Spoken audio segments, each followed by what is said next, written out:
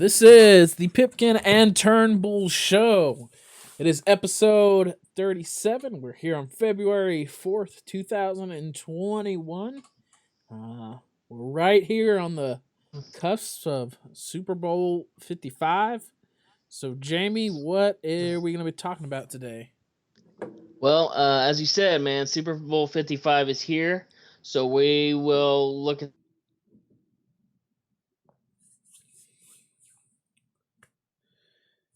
Yeah, and also we're gonna have no perfect internet today. So if Jamie and I or Jamie is Yeah. cutting in or out, Uh, I'm gonna be filling in where we can. But what he was saying, Super Bowl 55 is here. We're gonna see if the Chiefs are gonna be able to run it back, or if Brady and the new Tampa Buccaneers are gonna be able to get some new plunder. Jamie, what else are we going to today? the first quarterbacks got traded. Goff and Stafford were traded. And so it's already shaping up for an exciting off season. So we'll be looking at who will go next. And then we're gonna do a way too early look at top 25 in college football. And then we got exciting news this week that EA Sports is finally making another college football game.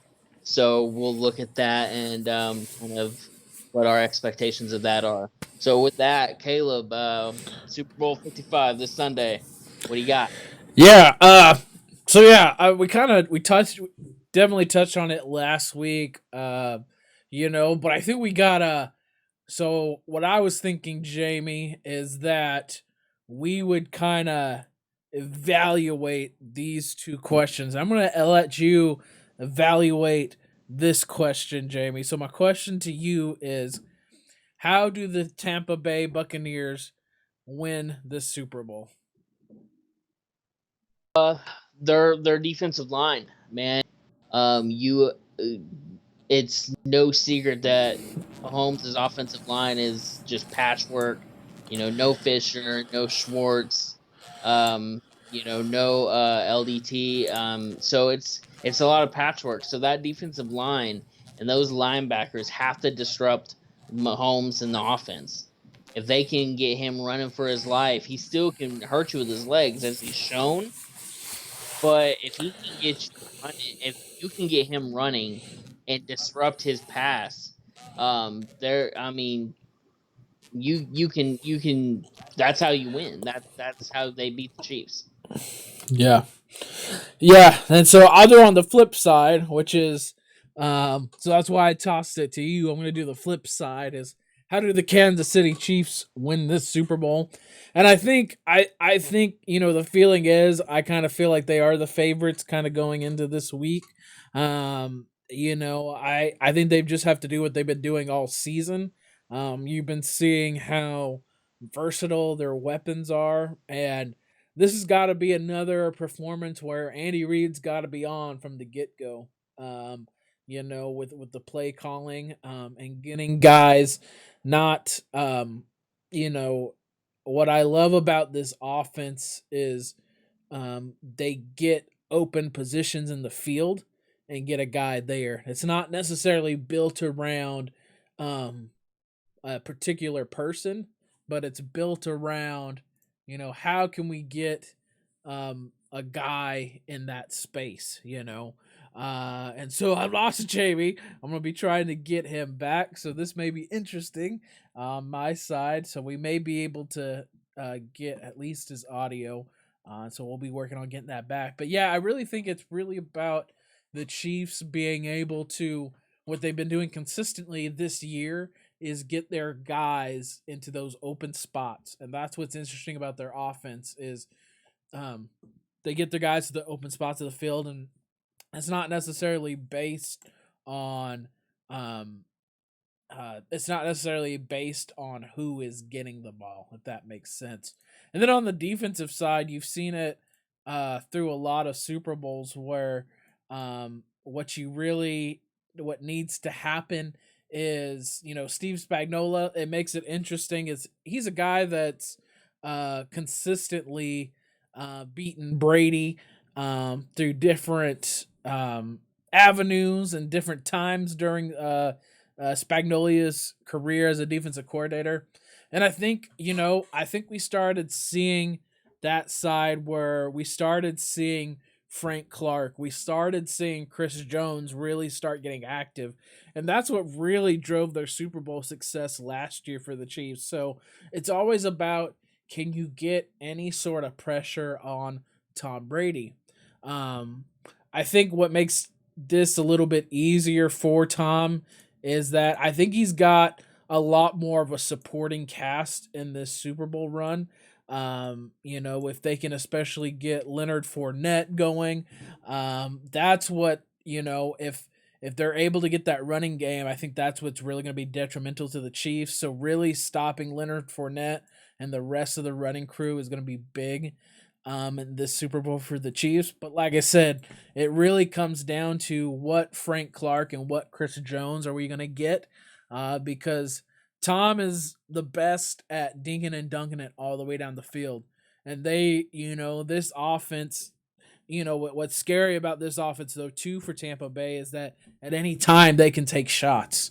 They got a guy in Evans and Goodwin that can take shots. Now, granted, they are banged up, so that's what makes this offense interesting is that they're able to take shots, but I think Tom is still able to dink and dunk, and so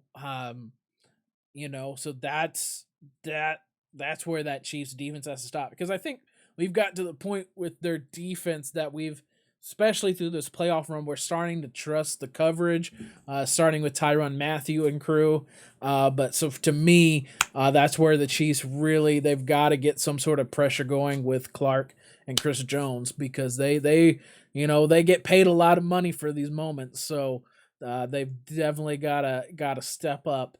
Um, what's interesting to me too, Jamie, is that we've been hearing a lot of talk about legacy, for Tom Brady and for Patrick Mahomes.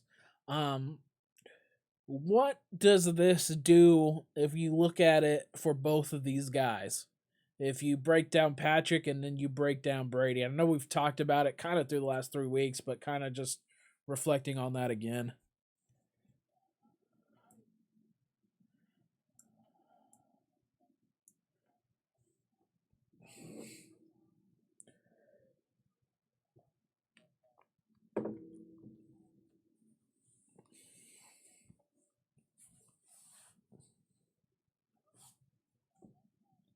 I don't think this like obviously you don't want to lose in the Super Bowl and you'll be remembered for those losses in the Super Bowl, especially if you turn out to be a great player. You'll be like, yeah, you won 3, but you remember that one that you lost. So um for Mahomes, I don't think it really will affect his legacy too much in the overall of it. Brady, I really, if he loses, I don't feel like it's going to affect him all that much either. I mean, he still has 6 rings. Yeah. I mean, so I guess the question is then, if you look at if losing doesn't affect your legacy, then I think winning certainly does. Yeah. I mean Tom Brady, I mean, the second quarterback besides Peyton to go to a different organization and get a Super Bowl ring. For Mahomes, Hmm. it's beating Tom Brady, you know. It's Yeah. something that you've been talking for weeks is we finally get to see that matchup. Like, what if LeBron played in Michael's era? Hmm. But now we kind of get to see Mahomes playing in, the twilight of Brady's career. But we say that, I mean, but Hmm. Brady is still doing amazing. I mean, he's still got zip. I mean, Yeah. it's not like the Peyton Manning Super Bowl 50 win for me. It's not where the Yeah. Denver, where it really was Denver's defense that really was, managed to decide that game. But for Hmm. Peyton's credit, I mean, he was able to manage to get them there to that. One of the things that I think is interesting too is as my phone goes off. Uh, One of the things that I think is interesting when we talk about legacies and everything to do with that. Um, what I've been hearing a lot, um, that I don't know what you would agree or disagree, is um, you know uh, we see Pat with his superstars, being able to make this run back with the superstar offensive guys. Um, you know, does I know it plays a part in his legacy, but does he make it? I mean, this should be his third Super Bowl in all reality without a offsides from D Ford. This is his third Yeah. time. So I mean, how much have those guys affected this run? I mean, I don't think it's affected it all that much, if I'm being honest. Like, you know, I hear that a lot. Like, what would Mahomes be without his weapons? And I mean, yeah, like, would he be as good? I think he would be. Alex Smith had the same weapons, minus Watkins. And we didn't sniff this game with Alex Smith at quarterback. And so I think Mahomes, yeah, Tyreek's one of the best wide receivers in the NFL. Kelsey is the best tight end in the NFL. Got Watkins that when he's healthy, he's dynamic. You've got these other smaller roles that are really good. Um, I think Mahomes elevates his talent around him. Guys that are good, but then he makes them better. We saw that in 2018 when Mahomes. Yeah, and I think what JB was going after was when uh Alex Smith's replaced Mahomes, and Alex Smith didn't even have that type of success with the guys that are Yeah. around Mahomes right now. So I think that's a good point. For me, Jamie, I think what people don't talk enough about, we talk that it's definitely been seen now, but I don't think it's talked near enough about, is the Mm. organizational side of Kansas City. I think you know the 2 years before you see Patrick Mahomes come on the scene, really that's where you start seeing this whole entire organization of the Chiefs start to change. And I mean, it did change with Andy Reid, but there were other players, other factors that came into place. And I think that the whole mentality is the mentality that every NFL team has to look at and be like, we have to replicate not only what they've been able to do with Mahomes, but as this entire culture has changed around the Chiefs. Because Yeah. before, especially before Alex, I mean, we talk about Alex Smith, but I mean, he came in. I mean, you started seeing changes with Andy, but you know, that's what I've marveled at, is that Kansas City changed everything about the way their team reacts to situations. Um, and I think Kansas City became like the Seahawks did when they were making their runs, is like, Mm. we want to play for an organization that is all about team, is all about having, they look like they genuinely are having fun and playing for each other, like the Seahawks Yeah. did when Pete Carroll changed that culture. And so that's one thing I think that is overlooked at these runs by the Kansas City Chiefs, is because everything about this organization changed. I mean, especially when you find your franchise guy, but then you're able to keep building on that kind of culture change for the Chiefs. Um, and then for Tampa Bay, one of the things that I've been impressed with is that, they've truly, rallied around Tom Brady being there. They rallied around the fact that they've got a guy in there who they know that they were just a guy away. And that's what Bruce Arians said, is like, we needed the right guy. And so that, I mean, that just shows you how powerful not only the quarterback position, but having the right guy is that it starts changing the culture, and then people wanted to play with Tom Brady. That's what's crazy is Yeah. you saw a lot of people just come in because I want to play with Tom Brady, and so that's what's interesting about these two organizations is um, you bring in a couple of guys to change the culture around of a team, and you can see that kind of success, that they have moving forward. Any other thoughts that you have, Super Bowl 55, Jamie? I'm ready. See if we get number two. So just looking forward to it, man. It's gonna be fun. Good matchup. One of the best Super Bowls I think we've seen in a while. Yeah. So it's What? gonna be So, what are fun. you thinking scores? Where are you thinking scores are going to be at? Oh man.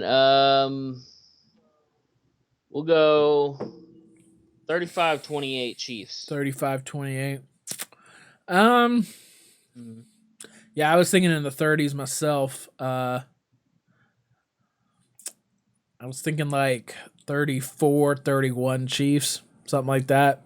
But my Yeah. only cuz I mean, I think it's going to be close. I really feel like this is not going to be um I don't think the Chiefs are going to run into that kind of that phase where they, the interceptions or anything like that. Like I think it's going to be kind of back and forth. So it'd be surprised me if if like how the Chiefs came out against the Bucks earlier this year and then the Bucks had to come Mm. back. I kind of feeling like it's going to be more back and forth this time around. Uh and so what? Oh, I was going to ask you, Jamie. What do you think was more impressive, the the comeback the Chiefs made, or the comeback Tom Brady made against the Falcons in that Super Bowl? Oh, I would say the Falcons game. Because what was that score? It was like 28-3, and Tom Brady The came back and half. won it. Yeah. Yeah. I would say Tom Brady coming back against the Falcons was really impressive and really fun to watch. So yeah, definitely. Yeah, I think what makes the question interesting is the time. So like Mhm. it was I think a 10-point deficit like going into the fourth quarter for the Chiefs, Mhm. where it felt like there was no momentum for the Chiefs and it really just felt like, man, 49ers may come away with this. I mean, that's where you saw like the defense take that picture. Like that's what made that run a little interesting cuz you did kind of feel like the Chiefs had kind of lost the momentum. But then, but we're all sitting at home being like, it ain't over till it's 0-0, on that clock. Um, Yeah. but I think when we look back at the Brady comeback and the Patriot comeback was the fact that Atlanta had like there was no reason for us not to think Atlanta would come back and score in the second half. And I don't think they did. So I mean, that was complete adjustments, like radical adjustments that you have to make at halftime in order to make that comeback. But then also, that game also went into overtime, and Yeah. um, so yeah, I don't know. I think I'm leaning more with you what you're saying with the Atlanta Patriots game just because it did end in overtime, that exciting overtime period. Yeah. So that's why I give it a little bit of an edge. But what I think is crazy about the Chiefs 49ers, game was the time frame of when like how many possessions in reality are you going to have enough time to get back and come back? And I can't. What did they do? They Yeah. they were down 10, and then what? It was it a 10-point spread or something, or less than that? I can't remember the score of last year's Super Bowl. Um, so that was the other question I had as I was thinking about this year. And look, as much as I wanted it to be Aaron Rodgers and Mahomes, I'm really excited um, to see Brady and the Chiefs. Because Yeah. I kind of like I said, I've never been a fan of Tom Brady, so I'm kind of just, I'm kind of, I'm wanting Patrick to kind of cement his spot as but I think he already has. It's just what I want to see. Yeah. But deep down, we're no like, man, it's like you still gotta take down Tom.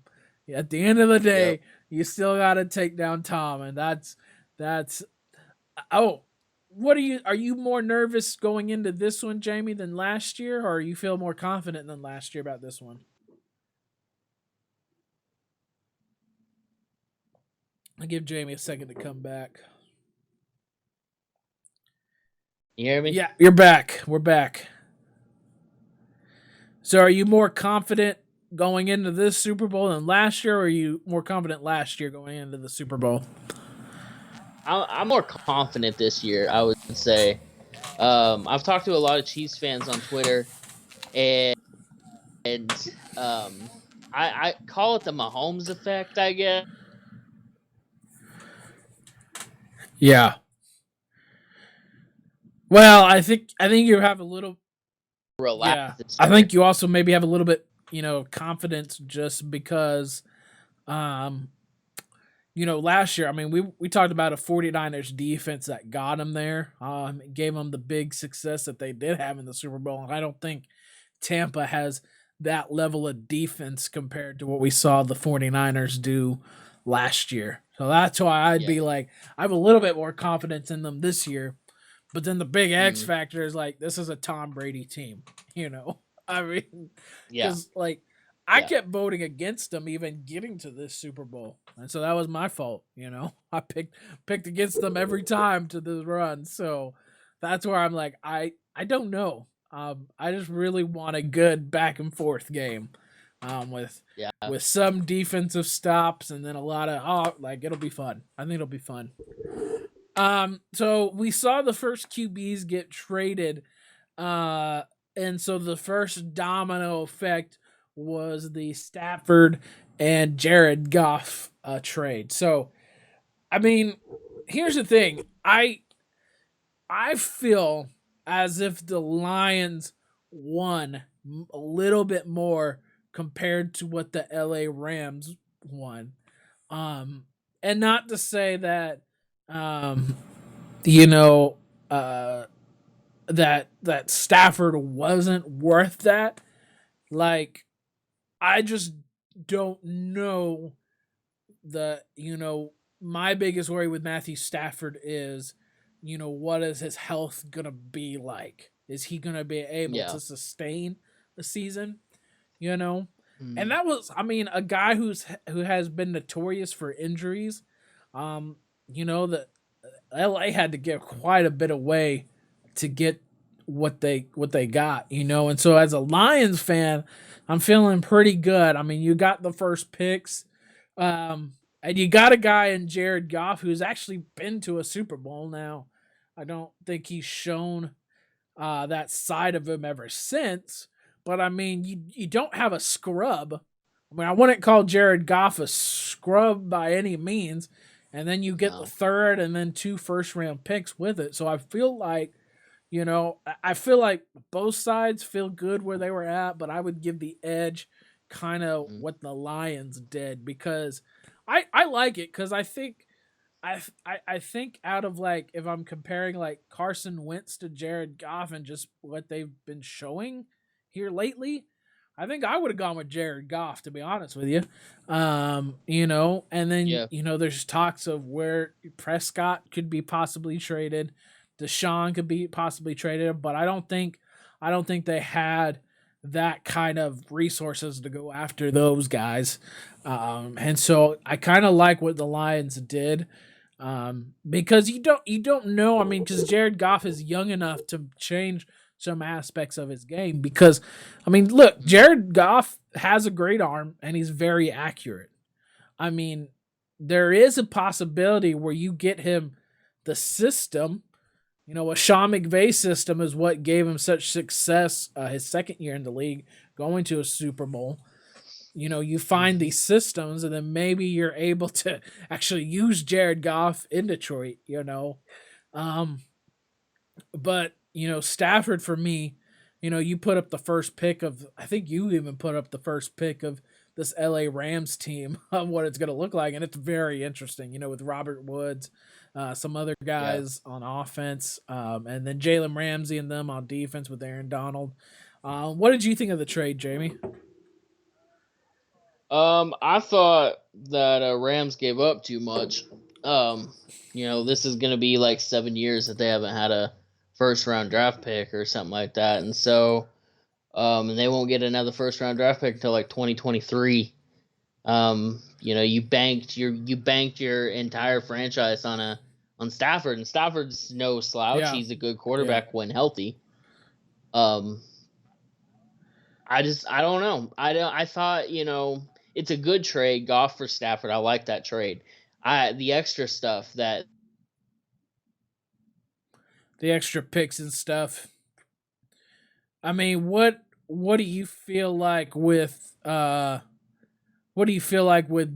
Goff, Uh in Detroit, what type of success do you think Jared Goff can have?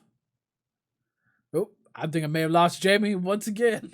it's gonna be tough this podcast, man. It's been up and down with internet issues, but yeah, I think it's a lot for a team, but look, I mean, the Rams have traded, made deals, and look, even if they did have first round picks, they couldn't re-sign a lot of the assets that they do have anyways.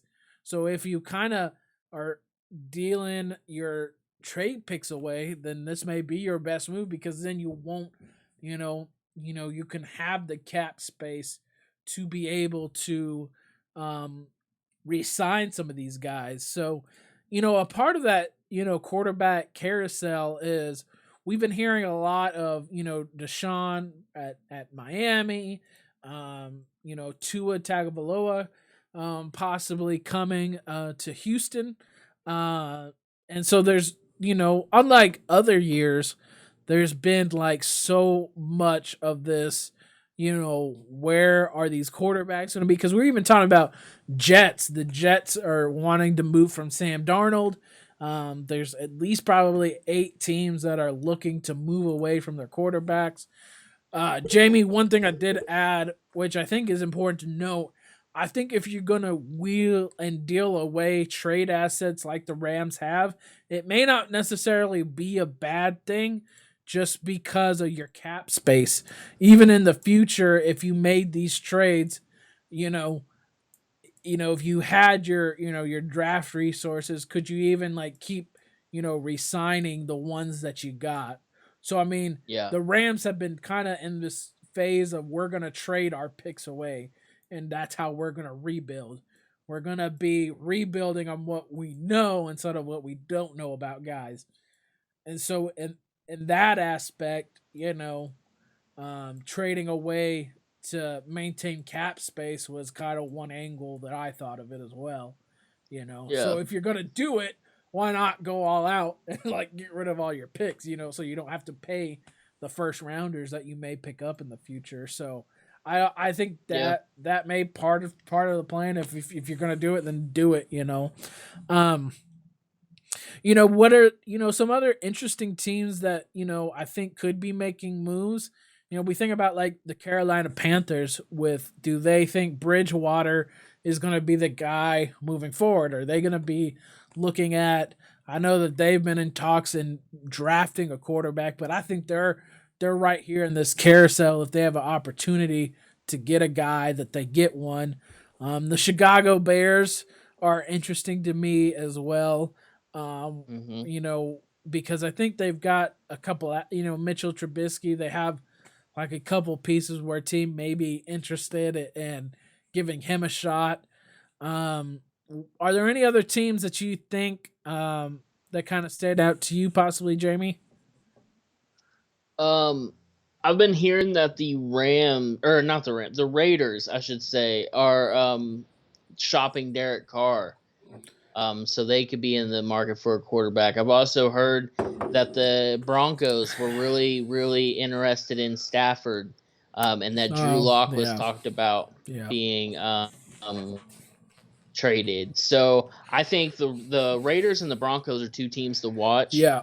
Um, and yeah, and I've heard um, obviously Houston. They're kind of Watson wants out. Houston's like, we're not going to trade you. It's just kind of like a deadlock right now.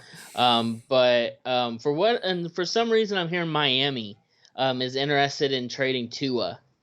I don't know what that's all about. I thought he had a good year, but apparently they've shopped him around a couple times. So yeah, man, this is gonna be a really interesting year for quarterbacks. In this off season, because there's gonna be a lot of guys, and like we got to look at Green Bay. What if they, trade Rodgers? Just it's just this interesting. I don't remember in years past seeing a quarterback carousel this intriguing. Right. Yeah. And then you got a lot of serviceable backups that could step in and start for a franchise, and so it's just it's just really interesting right now. But definitely, I would keep an eye on Denver and the Raiders right now. I feel like they're going to be making some moves, possibly for a new quarterback, or at least a vet Yeah. that can get them a Well, year or yeah, two. and Washington was in that, Washington was in that Yeah. same thing for Stafford as well. Um, yeah, I think the trend will be, if you don't have the guy this year, then what makes this difficult is that not only do you have a lot of guys in these trade rumors, but you've got a lot of guys from the collegiate level that are kind of stands out Mm-hmm. at the quarter. It's a good year for drafting quarterbacks in the draft. So that's what Yeah. makes this challenging is but also if you are looking to trade, if you are looking for assets, do you think there's a guy that you want to draft and bring to your Mm-hmm. organization? And so, um, you know, I I I'm a huge Tua fan. I think there's nothing but keep going up for him. But if I'm Miami, this may be a good move just because you were still uncertain about can we keep Tua not from getting injured. That's Yeah. that's the hardest thing to know about Tua, and then the kind of year that Deshaun Watson had. Um, but I don't think Houston sees the value in that trade. I mean, I think Houston, and rightfully so, are trying to do everything they can to keep Deshaun Watson there. You know, and Yeah. and that's what they need to be doing. And trying Mm-hmm. to just get more input from what Deshaun Watson wants, because Mm-hmm. whenever they lost DeAndre Hopkins, everything kind of started falling apart, and Yeah. rightfully so. I mean, the Hopkins trade just made no earthly sense at all, Yeah. and so they've been trying to put the pieces together ever since that happened and trying to get that what I call, and that's the thing, that's how important organizational culture is. And that's Yep. what I think is so important about the teams at the tops that are able to do that. Uh, and Houston is the last team when it comes to do you like the culture of your team? They are the 32nd team. No matter the Mm-hmm. talent that they have or who the pieces that they have, when it comes to the organizations that you trust, it's like I don't trust what the Texans are doing at all. You know, No. and so uh, I like I said, I think this would be in Miami's interest. I don't think the Texans are interested in it at all. Um, and Yeah. so I don't know the another team that has the kind of assets to make a move.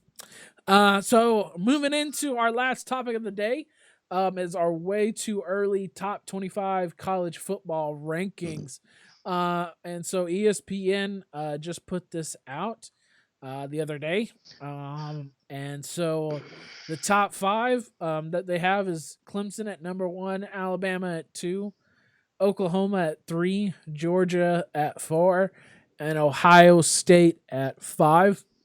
What's also interesting about this article is the amount of Sunbelt teams that are looking like they will be like in the top 25, or a lot of these non-power 5 teams. Like you've got the Cincinnati Bearcats, you got Coastal Carolina just starting out at the top 25.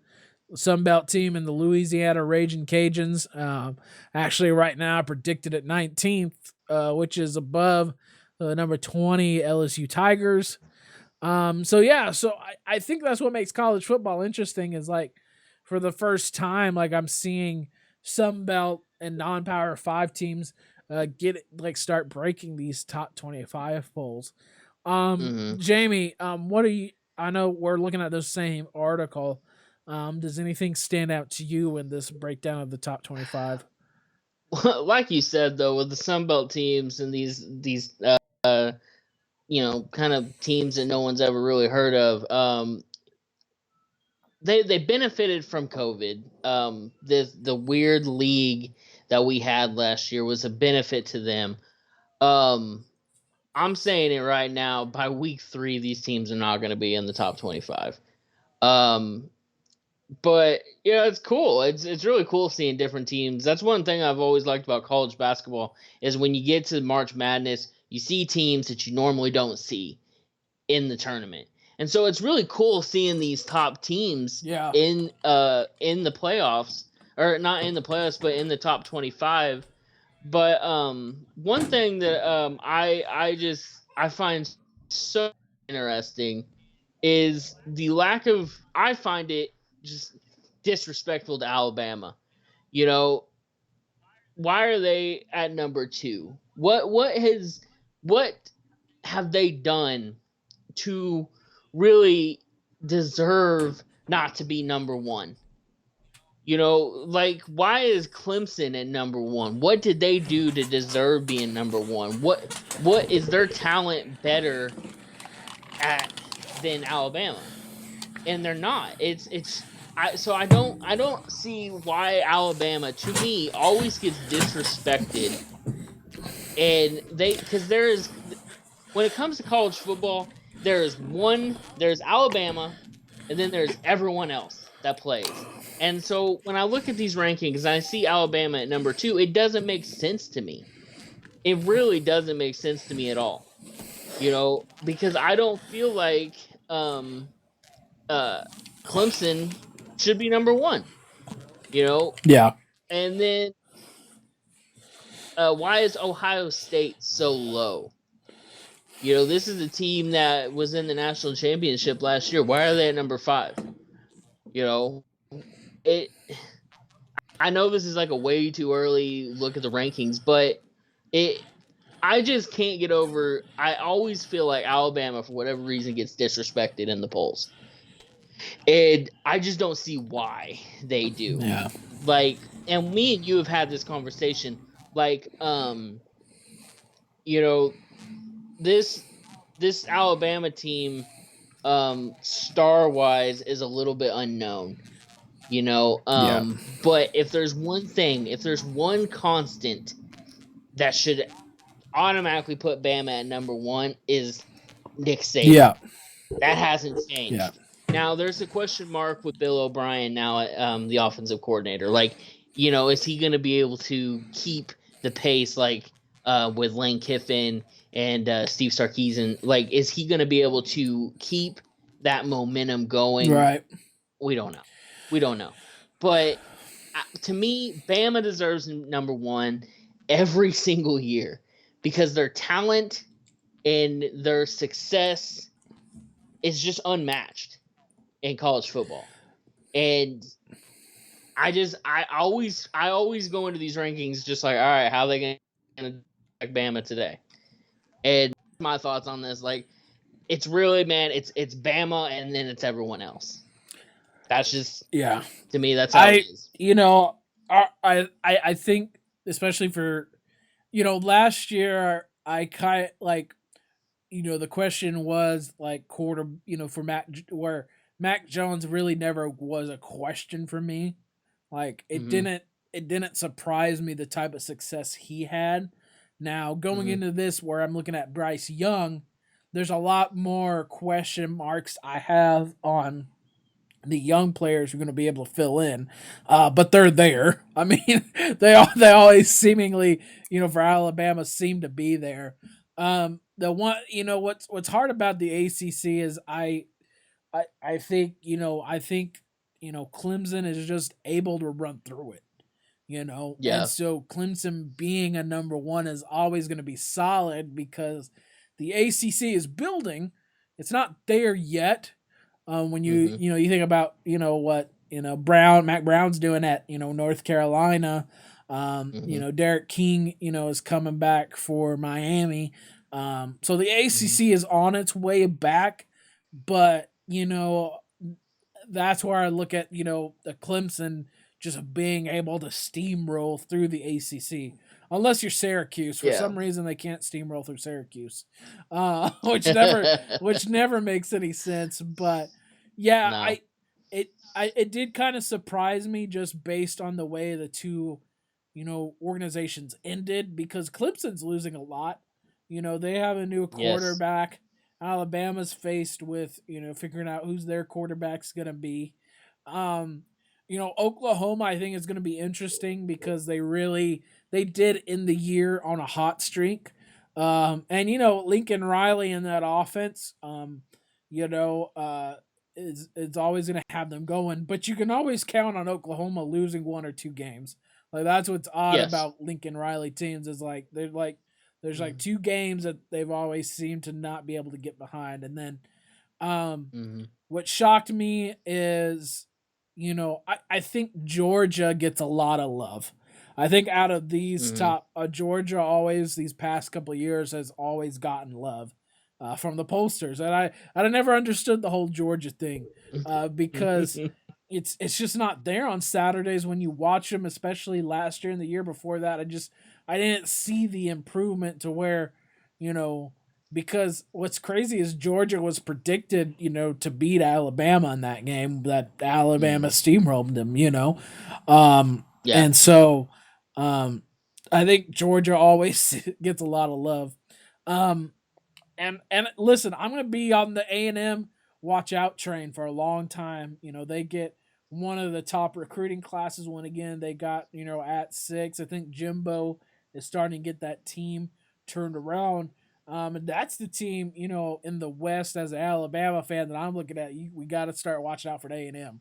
I've been saying that for years, Yeah. but the 1 year LSU had kind of surprised me with the Joe Burrow Mhm. year. You know, Yeah. but yeah, Texas A&M is on its way. Mhm.